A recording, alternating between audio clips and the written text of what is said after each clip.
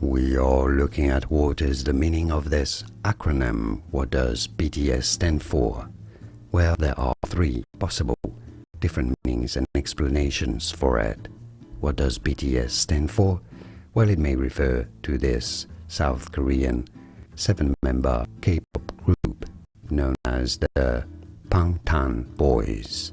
But that should be TBB, right? Well, it's Korean, and it actually stands for Bangtan Sonyeontan, which means, literally translates as the Bulletproof Boy Scouts. Bangtan Sonyeontan, BTS.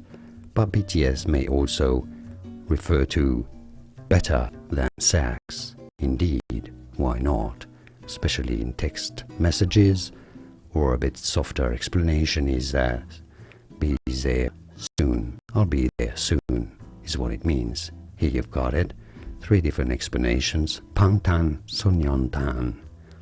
Better than sex or be there soon. Which one do you like best? Let me know in the comments.